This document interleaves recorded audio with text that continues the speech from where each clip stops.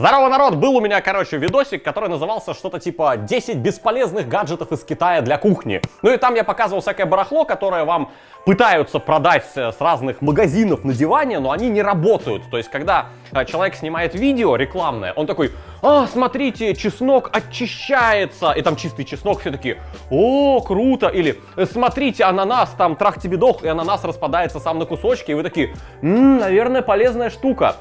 А на самом деле эта хрень стоит денег, но не работает вообще. Но я решил не все же негативить. На самом деле на негативе ехать очень легко. Ты просто снимаешь разоблачение, что дерьмо это дерьмо, и все такие: молодец, правильно. Но есть и полезные гаджеты, полезные лайфхаки, как бы это отвратительно не звучало, лайфхаки, это уже пошлое какое-то слово. Есть полезные девайсы для кухни. Я сейчас не открою никаких чудес, я не открою Америку, не изобрету велосипед, но я обнаружил, что то, о чем я рассказывать буду сейчас, на большинстве кухонь, вот у 9 из 10 моих знакомых на кухне такого просто нет. А это полезно, и это работает. Итак, девайс номер 1. Используется абсолютно на всех профессиональных кухнях. Стоит вообще ничто, но при этом очень удобен. И на обычных кухнях у людей я этих штук не вижу. Это вот такие вот бутылочки для масла или соусов. В чем тема? Первое, масло. Если у вас есть бутылка с маслом, то вам достаточно тяжело добавить столько масла, сколько вам нужно, потому что горлышко очень большое. Плюс держать на столе такую здоровенную бутылку тоже не особо эстетично. Обычно куда-то ее прячут и потом достают, куда-то наливают, переливают. Это не особо классно. А эти бутылочки очень профитные. То есть, например, у меня есть отдельная для оливкового масла. У них огромная вот такая горловина, куда вы переливаете то, что вам нужно, закрываете. Кстати, оно не выльется, если вы случайно уроните. Оно может вот так упасть, из него одна капелька выпадает и все. И дозировать масло очень удобно. Я могу налить 1 чайную ложечку, могу налить столовую ложечку, могу вот так покрыть всю сковороду. В зависимости от нажатия оттуда вылезает столько масла, сколько нужно, потому что бутылка мягкая. И второй профит этих бутылочек: на много дней вперед можно намутить соус для салата, для сэндвичей, для яичницы.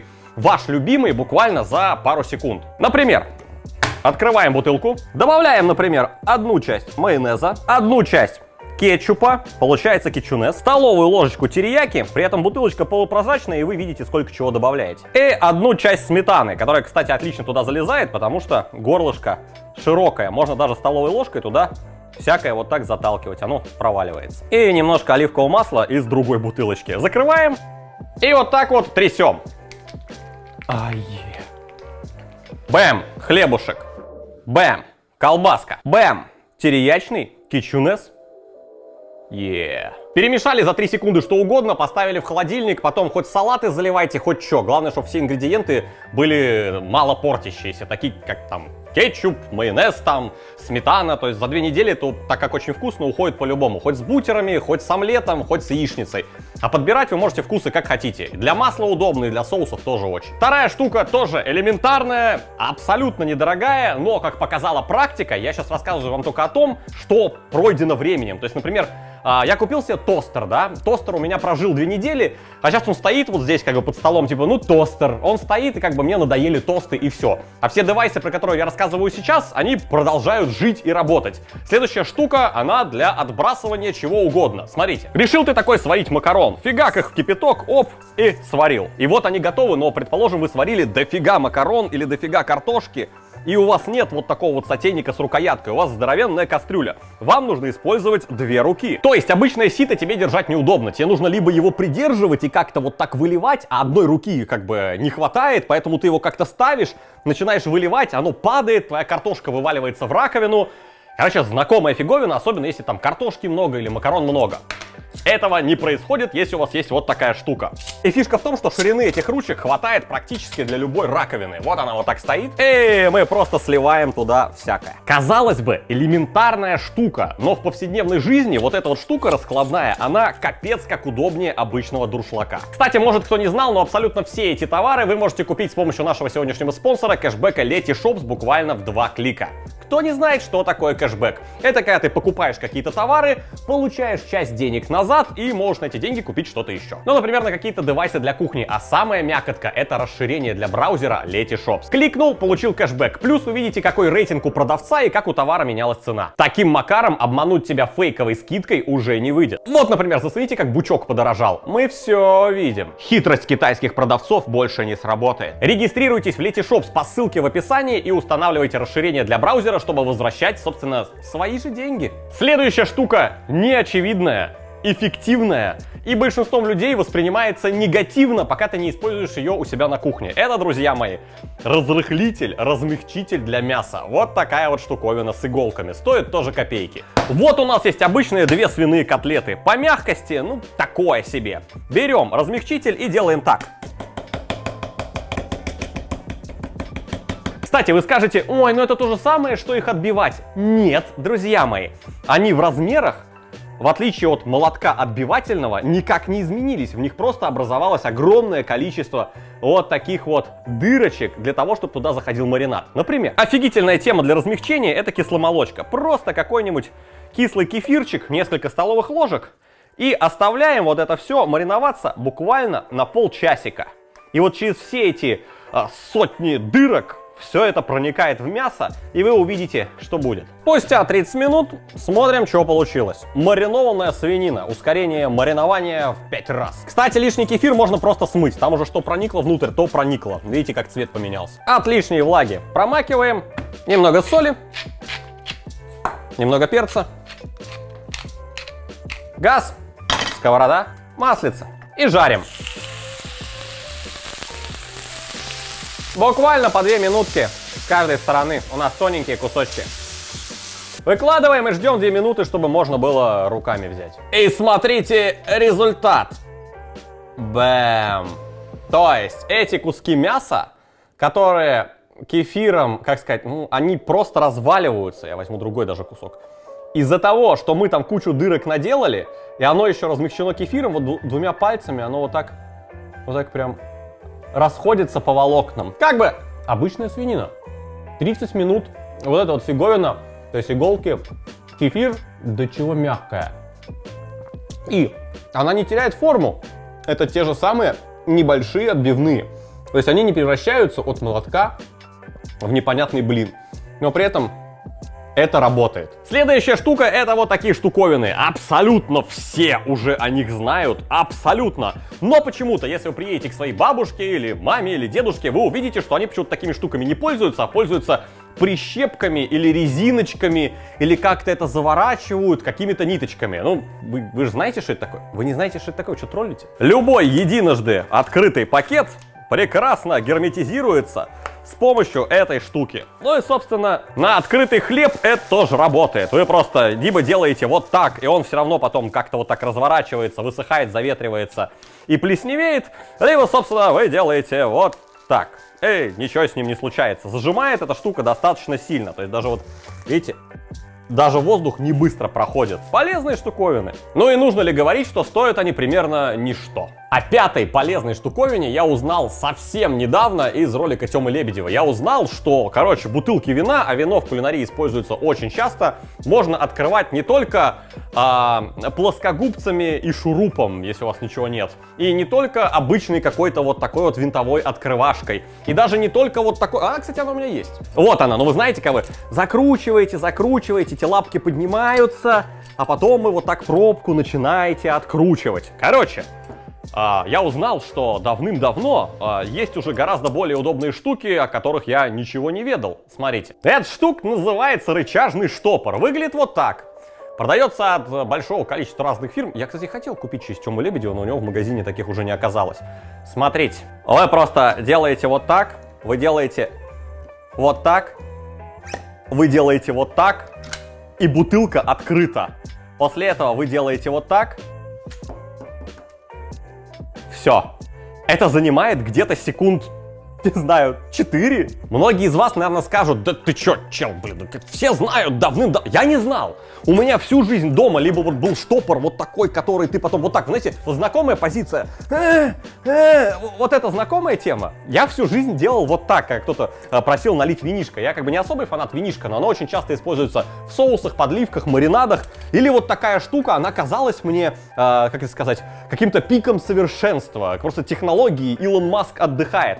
Оказалось, что за секунду все открывается вот такой штукой, и такое существует достаточно давно. Повторяюсь, штука, как оказалось, называется рычажный штопор.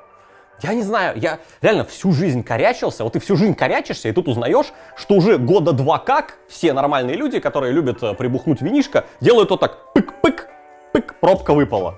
А ты делаешь вот так, короче, вот так. Ну, я не знаю, народ, типа, окей. Шестое. Наверное, никого не удивлю, что есть такие штуки, как электронные диспенсеры для мыла. Это вот такие вот штуки, которые работают от нескольких батареек.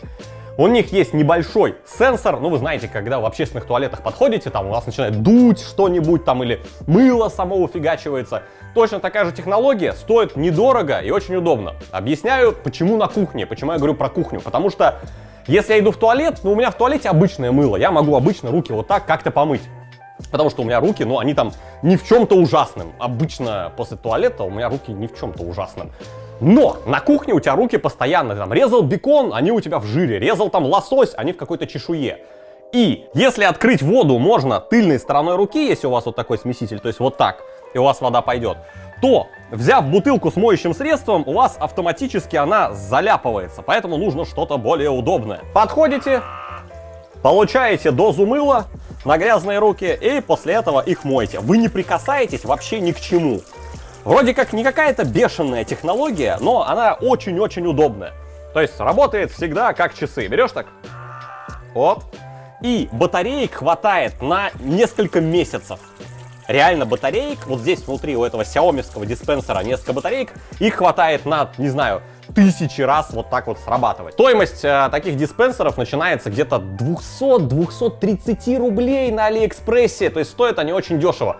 Будьте внимательны, некоторые брендовые фирмы продают сменные флаконы, которые нельзя пополнить еще раз, если что. То есть смотрите, где вы можете открутить баллон, залить туда половину воды, половину фейри и получать такую же пену. Или жидкого мыла, или доместоса, или шуманита, в зависимости от того, насколько вы суровый парень. И следующий пункт вы, наверное, заметили, который меня прикалывает, он меня тешит, он меня радует, он удобный, хотя тоже мелочь. Но опять же, я говорю о том, что я прихожу в гости, и я такого не вижу. То есть мало у кого такая штука висит, а пригодилась бы в принципе всем. Это вот такой держатель для губок. Подходит к любому крану, подходит к любой мойке. То есть вместо того, чтобы у вас вот так как-то валялись губки внизу, и на них вы взгромождали тарелки, и потом, знаете, под тарелками пытаешься их вот так вот найти. Вместо этого вот так губочку сюда. Штука места не занимает, прикрепляется вот так как галстук на любой кран. Ну и как бы, как практически все из нашего топа, нашего выпуска стоит вообще ничто. Удобно, удобно. Она практически не занимает никакого пространства, тебе не нужно губку хоронить под кучей посуды, и не нужно ее мокрую класть куда-то там сбоку. Так, оп, запихал, и бог с ней. Плюс она, конечно же, через эти дырочки стекает. Следующая штука, которой я пользуюсь и которая профитовая и является достижением современной науки, которым вряд ли пользуются ваши дедушки и бабушки. Кстати, многие из этих штук, если вы видите, что ваши дедушки и бабушки не пользуются, это хороший подарок. То есть, например, ваши мама, которая любит попить вкусного вина, возможно, не знает про эту открывашку. Возможно, ваша бабушка, которая любит делать вам пюре, варить картофель, она не знает, что есть такая удобная сетка. Ну и всякое такое. Силиконовый чудесный коврик, он экономит бабки. Когда вы хотите что-то сделать в духовке, любую там выпечку, что угодно, вы обычно расстилаете бумагу для выпечки. Ну, потом ее выбрасываете, опять расстилаете, опять выбрасываете. А вот эта вот штуковина, она вечная, и к ней ничего не прилипает, смотрите. Мы кладем ее на любой противень, если даже, я предпочитаю вот это вот, она здоровее, вот так ее можно подмять. Все, вот сюда у нас ничего не прилипнет. Ну, самый простой рецепт. Покупаем абсолютно в любом магазе рублей за 60-70 пачку слоеного дрожжевого теста. Нарезаем на какие-то вот такие вот полоски. Вообще неаккуратно, абсолютно пофиг. Плотненько выкладываем вот на эту силиконовую подложку, без масла, без ничего. Хорошенько солим каждую палочку. Можно чуть-чуть поперчить, нам пофиг, если что-то падает мимо. И фигачим сверху немножко сыра.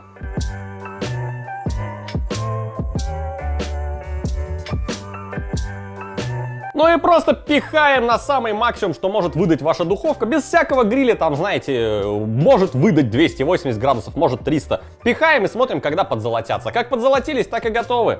Ну и вот буквально недолго. И обычные, зацените, они вообще не прилипают ни к чему. Это, друзья мои, силикон. Ну и даже практически не подгорают. Практически. Так. О, палочка. Вот, хрустящий. Горячо, сука. Хрустящий сыр сверху. Вот такая вот слоеная штука. Вот, собственно, получаются палочки такие. И теперь зацените.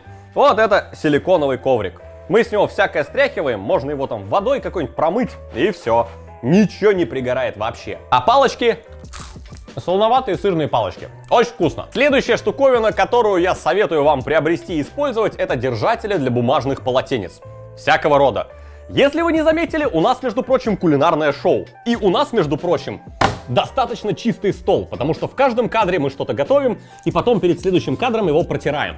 Для этого мы используем огромное количество бумажных полотенец. Мы даже закупаем их вот такими вот штуками. Нет, серьезно закупаем. Это все, что я сейчас говорю, это не для ролика, это то, что мы реально используем.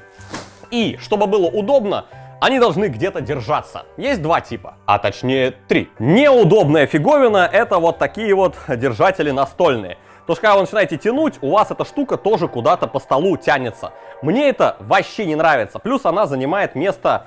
на столе, на столешнице, это фигня. Гораздо удобнее это вот такие вот штуковины, они цепляются за что угодно в вашей кухне, ну тут где-то сантиметра 1,5 или около того.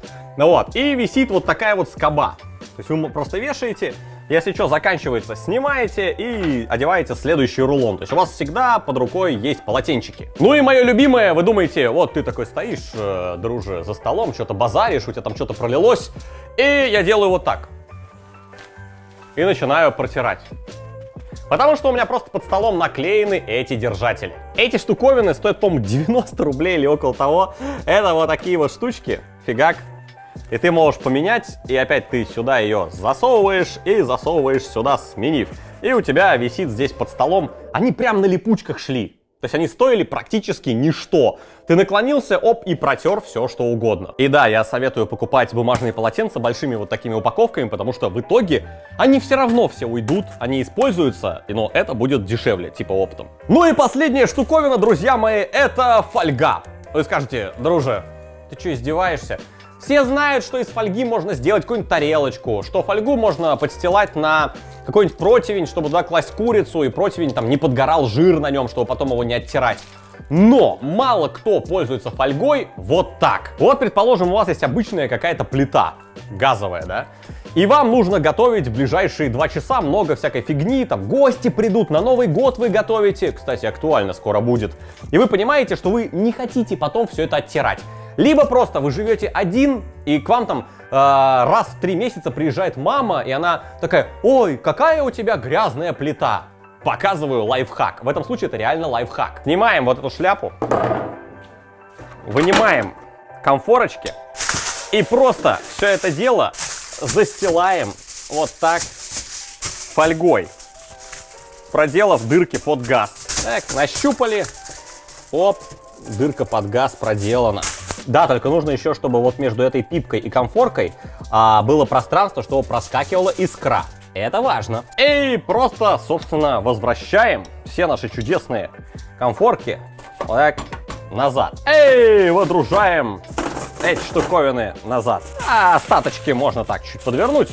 Нормально, там все уже прижато. Кстати, если что, все работает. Вот иц и иц. Вот. Все работает, все классно, все шикарно. А в чем профит? Профит в том, что вы будете месяцами готовить, и все, не знаю, все дерьмо, вся грязь, особенно если это большая какая-то готовка, там, новогодняя, вся эта штука оседает, жир, там, капли чего-то, оно все оседает на фольге. И потом мы просто берем ее, одним движением сдираем, а у нас чистая плита, если к нам, например, приходят гости. Или, например, мы просто раз в пару недель застилаем опять фольгу. То есть у нас ничего не пригорает к самой плите. Ну, такую штуку, такой лайфхак используют на как бы профессиональных кухнях, потому что когда готовится целый день, как готовится в ресторане, никто не хочет потом какими-нибудь там зубочистками чем-то пытаться там оттирать поверхность плиты. А как это все выглядит, всем наплевать. Если вам тоже наплевать, используйте вот этот трюк. Друзья, пишите, какие выпуски нравятся больше. С тем, что полезно, и я использую, или с тем, что бесполезно и неизвестно зачем. Нет, серьезно, если вам интересны выпуски, типа, делай выпуски про фигню, которую вам продают за ваши деньги, которая не работает, без вопросов. Такой фигни миллиарды. Но если вы хотите больше выпусков, чтобы было что-то полезное, тоже, собственно, об этом пишите. Ну и само собой, не забывайте при покупках в интернете возвращать свои бабосики с помощью кэшбэк-сервиса Letyshops, ссылочки на который находятся в описании. И расширение для браузера ставьте, там понятно, как цена менялась и всякое такое. А с вами был славный дружа Обломов. Кушайте много, кушайте вкусно. Огромное спасибо всем. Кушайте много, кушайте вкусно. Вот так, кушайте много, кушайте вкусно. Огромное спасибо всем, кто ставит пальцы вверх. Всем пока.